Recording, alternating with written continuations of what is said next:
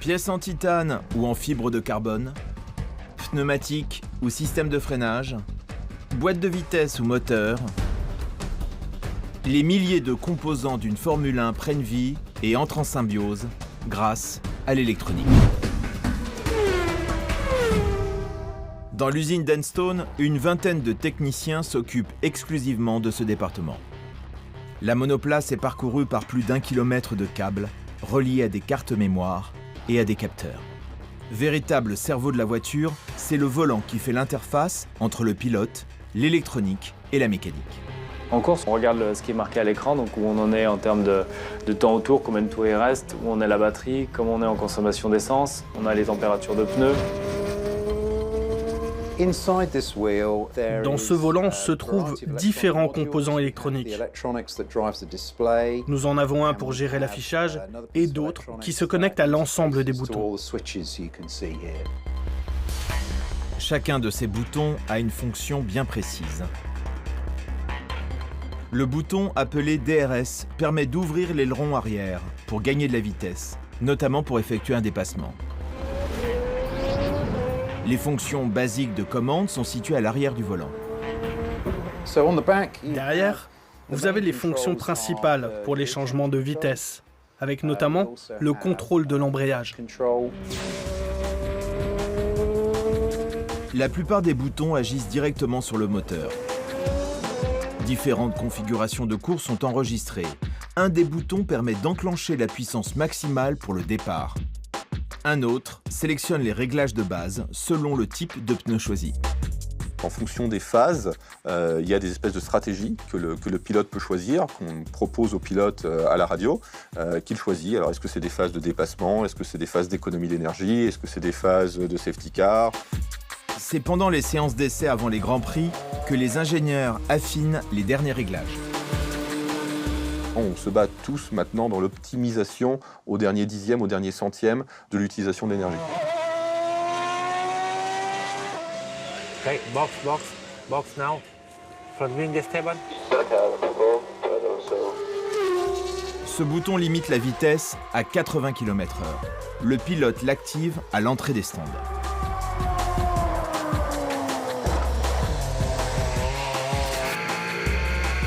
Dans le cockpit, l'air ne circule pas. À quelques centimètres du moteur, le pilote se trouve dans un véritable sauna où la température frôle les 60 degrés. Un système intégré au casque lui permet de s'hydrater en course. Le problème n'est pas d'appuyer sur les boutons ou de tourner les boutons, c'est de comprendre ce qu'il y a derrière. Et c'est là où aussi le pilote avec les ingénieurs passe beaucoup de temps, même si on essaye de leur simplifier au maximum le travail. Le bouton radio établit la communication avec le paddock, le directeur sportif et le reste de l'équipe. C'est l'antenne radio située sur le nez de la voiture qui assure la transmission.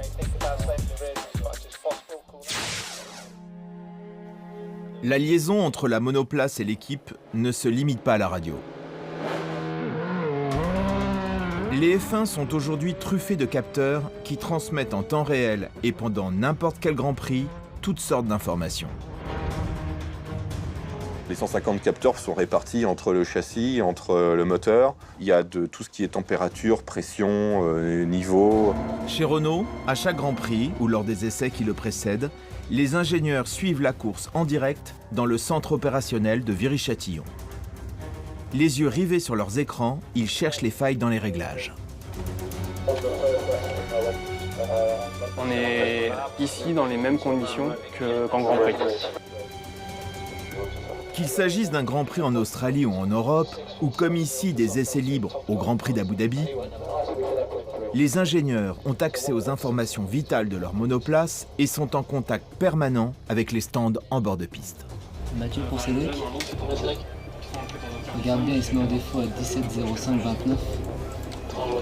Nous ici, on est un petit peu plus en recul. On peut les laisser s'occuper de, on va dire, de la vie courante du moteur. Et nous, on peut arrêter les données, regarder, analyser, ce qu'on n'a pas forcément le temps de faire en piste parce qu'on doit être vraiment dans l'action et s'assurer que le moteur est en bonne santé, entre guillemets. Tous les organes de la voiture sont contrôlés. Plus de 150 000 mesures sont envoyées chaque seconde. Une quantité phénoménale d'informations à analyser. Ces graphiques permettent aux ingénieurs et aux techniciens d'analyser les performances des pilotes. Un pilote ne peut plus mentir comme c'était le cas avant, en disant comment je passe à fond dans la courbe du fond, là-bas je ne comprends pas, ma voiture fait ci. Aujourd'hui, les ingénieurs, avant même et en temps réel, savent exactement, pour prendre cet exemple très simple, si le pilote soulage un petit peu ou si la trajectoire qu'il suit est exactement conforme. Tu pourras demander feedback côté overload, parce qu'on a des ratios un peu trop élevés. C'est 1 million de détails qui vont faire gagner quelques dixièmes de seconde. On peut avoir un problème dans un virage sans forcément savoir exactement quelle est la cause du problème. Et les ingénieurs, en ayant toutes les données, peuvent nous dire voilà, tu as du blocage de roue arrière dans ce virage, essaye de changer ta balance de frein. Parmi toutes ces informations qui abreuvent le staff technique, les plus précieuses sont celles que fournisse le pilote lui-même qui fait corps avec sa machine. Le pilote, c'est le meilleur capteur qu'on ait dans la voiture. On peut en avoir 500. Il y en a un qui, finalement, ressent encore beaucoup de choses que nous, on n'est pas capable de traduire. Et ça, c'est vrai que c'est un peu difficile à comprendre par tout le monde en se disant oui, maintenant, on met des capteurs partout. Mais seuls des pilotes professionnels vont être capables de tirer la quintessence de cette voiture-là.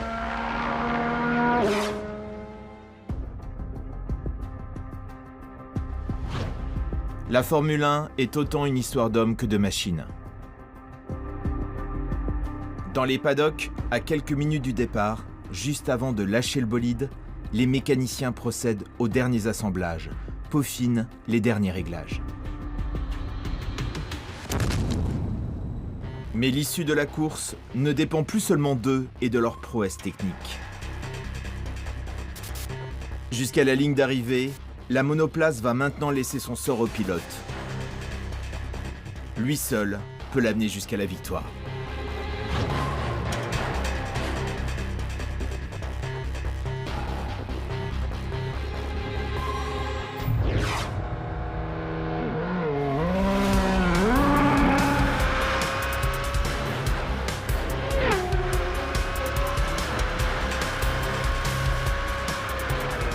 Il y a le bruit du moteur, il y a le défilement de l'image qui va très vite.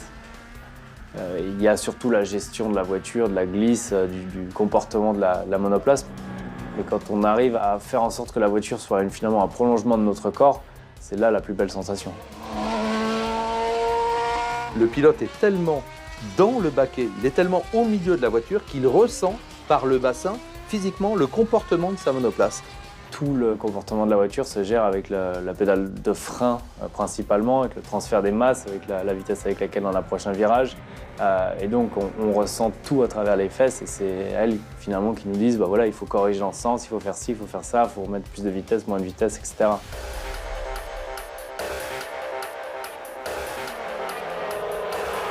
Une voiture de course, une F1, quand vous allez chercher les derniers dixièmes, c'est toujours compliqué. On n'imagine pas quelle énergie il faut mettre pour la faire aller vite. Une Formule 1 exige un engagement total de son pilote. Il faut des aptitudes hors du commun pour dompter ces monstres de puissance et en exploiter tout le potentiel. Le meilleur pilote dans la plus mauvaise voiture ne gagnera pas et vice-versa. Donc c'est forcément une combinaison, mais c'est aussi le meilleur pilote qui fera la meilleure voiture.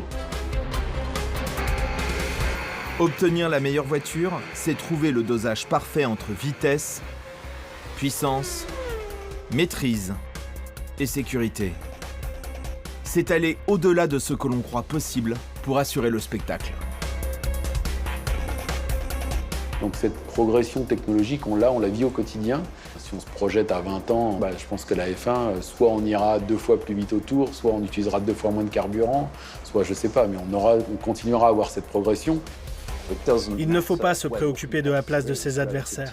Il suffit de maintenir un taux de développement plus fort que les autres et vous les dépasserez. Le rôle des écuries est de repousser sans cesse les limites. C'est la magie de ce sport. Cette course à l'innovation dure depuis les débuts de la Formule 1. Elle ne s'arrêtera jamais.